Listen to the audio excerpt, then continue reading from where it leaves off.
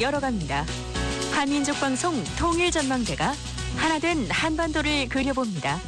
김준석 앵커의 진행입니다. 통일전망대 매주 월요일은 통일 리포트로 시작합니다. 중앙대학교 신창민 교수와 함께하는 시간입니다.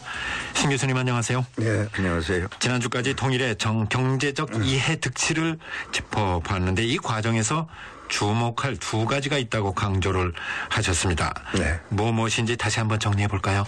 네. 많은 분들이 이 통일과 관련지어서 이제 통일을 하게 되면 이제 세금이 걷어지게 될 텐데 이게 과연 어느 정도의 규모가 될 건가. 네. 그리고 통일이 되면은 우리 경제의 그 운영상 그 일자리가 어느 형태로 돌아갈 건가 이게 상당히 이제 궁금하고 그런데 실제로는 보통 그냥 상식적으로 인식하는 거하고는 전혀 다른 방향으로 이 거시경제가 움직여가는데 일반인들은 이런 걸 확실히 다 아시지를 못하기 때문에 네. 오해하고 있는 부분들이 굉장히 많다 이런 말씀을 드리겠습니다. 네. 통일세와 일자리를 주목해야 한다. 네. 그러면 그 배경은 어떻게 설명해 주시겠습니까?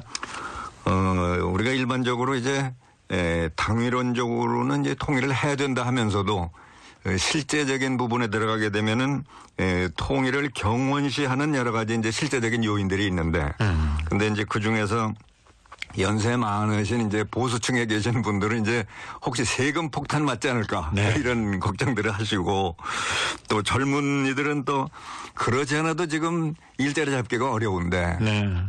북한에도 이제 젊은이들이 많이 있는데 과연 우리가 이걸 어떻게 감당을 해야 될 건가 이제 이런 걱정들이 이제 앞서게 되는 거죠. 네. 자, 그럼 구체적으로 짚어보겠습니다. 네. 통일세입니다. 이 통일세를 어떻게 받아들여야 하겠습니까? 네. 이제 통일세라고 한다면은 쉽게 우리가 풀어서 보면은 통일을 위해서는 이제 정부 지출이 필요하게 되겠는데 그 정부 지출을 하는데 그 들어가는 자금 이게 결국 세금으로 충당이 돼야 되겠죠. 그래서 이게 통일세라고 하는 형태가 결국 될 텐데 그런데 여기서 혼동되기가 참 쉬운 부분이 있습니다. 네. 뭐냐 하면은 통일이 되기 전에도 우리 국가에서 지출이 필요한 부분이 있고 통일이 된 다음에 통일을 마무리하기 위해서 들어가는 부분이 있는데 이 두 가지가 다 정부에서 지출로 충당해야 되는 부분들이 있습니다.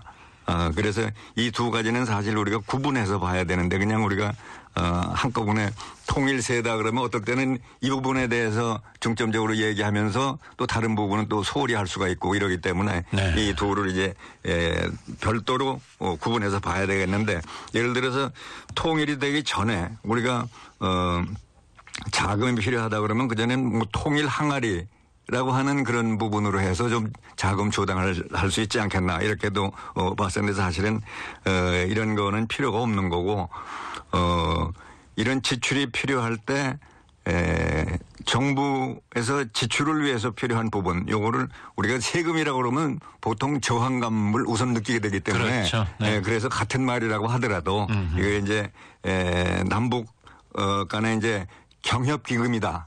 이런 식으로 해서 네. 실제적으로 이제 그렇게 거기에 지출이 되는 거니까 그 과정에서 우리가 이제 통일을 지향해서 통일을 목표로 해서 가는 이런 지출이 필요한 거고 그리고 이제 통일 후의 세금이라고 한다면은 우리 GDP의 한 7% 정도가 이제 통일을 위한 그 자금, 비용 이런 거가 되기 때문에 그중에서 세금으로 충당돼야 될 부분, 이 부분이 한 1% 정도 되는데 그러니까 이 두를 우리가 나눠서 생각을 해야 되겠죠. 네. 앞에서 언급해 주셨습니다마는 내부적으로 세금이라는 측면에서 이 통일세가 부담스럽다 이런 인식이 적지 않습니다. 그렇죠.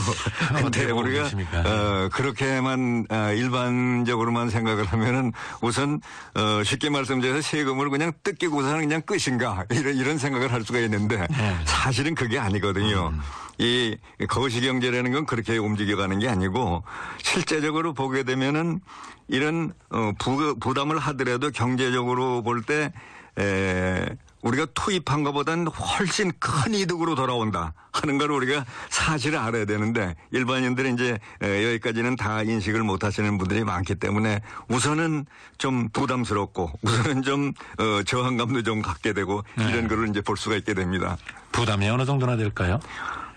총소득에 그게 우리 총소득에 제가 보기에는 통일 전에 통일을 우리가 만들어내기 위해서는 우리 총소득의 한 1% 정도 면은 이뤄낼 수 있지 않겠는가 이런 생각을 합니다. 그리고 통일 후에 통일을 성공적으로 마무리하는 데 들어가는 비용도 역시 세금으로 해서는 1% 정도 선에서 되겠는데 근데 이제 둘이 다 1%이기 때문에 조금 이제 재미있는 그런 현상이 되겠는데 근데 통일 전에 1%라고 한다면은 사실은 그 1%를 다 세금으로 징수하는 것보다는 그 중에서 한 4분의 1 정도는 세금으로 징수를 하고 그리고 4분의 3 정도는 통일 국채 형태로 해서 그래서 조달을 하게 되면은 근데 이거는 그냥 정부가 조달을 해서 그냥 어디 지출해 버리고 마는 게 아니고 이거는 남측에서 남북 경제 교류 협력을 하는데 필요한 모든 실물 자본을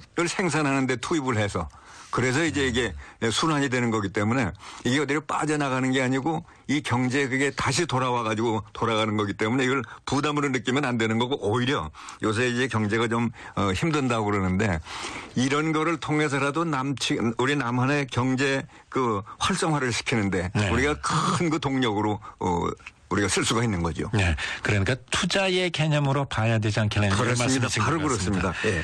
통일 후에도 필요할까요? 예, 통일 후에는 물론 우리가 GDP 한 7% 정도가 이제 필요하다고 할 자금이 필요하다고 할 때 그 중에서 다른 걸로 해서 우선 먼저 다 이제 해결을 하고 그러고서도 부족한 부분.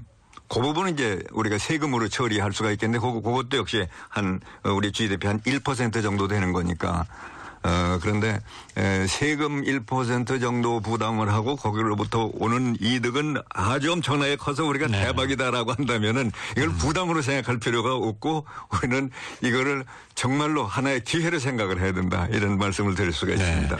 통일세에 대한 거부감을 어떻게 줄여나가야 할까 이 부분과도 그 방안을 제시해 주셨습니다. 일자리입니다. 통일이 되면 어떨까요?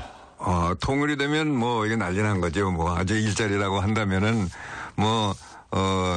일자리가 없어서 사람이 구하러 다니는 게 아니고 사람이 모자라서 필요한 사람들을 많이 당겨야 되는 이런 상황으로 가는 거기 때문에 각 분야마다 사람이 더 필요한 이런 상황으로 가기 때문에 이게 우리가 상식적으로 그냥 막연히 생각하는 거하고는 정반대 현상이 일어나는 그래서 정말로 이 일자리에 대해서는 정말 너무 우리가 걱정할 거는 하나도 없고 오히려 반대로 그런 현상이 이제 일어난다 하는 걸 우리가 알 수가 있겠습니다. 하지만 일부에서는 북한으로부터 값싼 노동력이 유입되면은 남한의 일자리가 줄어들 수도 있지 않느냐 이런 우려가 또 있습니다. 예. 그거는 이제 너무 단순하게 남북 통일을 보니까 그렇지 우리가 독일처럼 통일이 되고 난 다음에 그냥 확 섞어버리는 통합을 해버리면은 그런 현상이 일어날 수가 있습니다. 그런데 우리는 그렇게 하면 통일을 감당할 수가 없거든요. 그래서 이제 통일이 되고 난 다음에 외형적인 통일이 되고 난 다음에 10년 동안은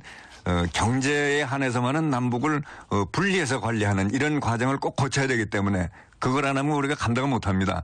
그렇게 돼야 되기 때문에 그런 과정을 거치면서는 그런 북쪽에서 너무 많은 그 노동력이 남쪽으로 내려와서 우리가 감당 못 이런 거는 일어날 수가 없는 겁니다.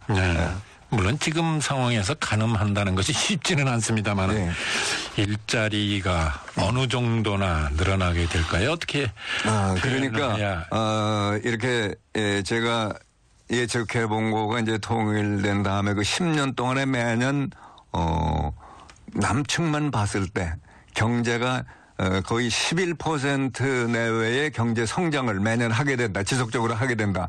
이런 현상이 나타나게 되는데 그렇다고 한다면은 일자리가 어느 정도 더 늘어날 건가 하는 정도가 아니고 일자리는 충분히 많은데 오히려 일자리가 많고 사람이 많이 필요하고 생산량이 늘어나고 그러면 거기서 우리가 유의하고 그리고 주의해야 될 점은 뭐냐 하면 오히려 인플레이션이 안 되도록 우리가 유념을 해야 되는 이런 방향으로 가는 거지 이 일자리는 걱정할 일이 하나도 아닌 겁니다. 네, 알겠습니다. 중앙대학교 신창민 교수였습니다. 신 교수님 말씀 고맙습니다. 다음 주에 뵙겠습니다. 네, 감사합니다.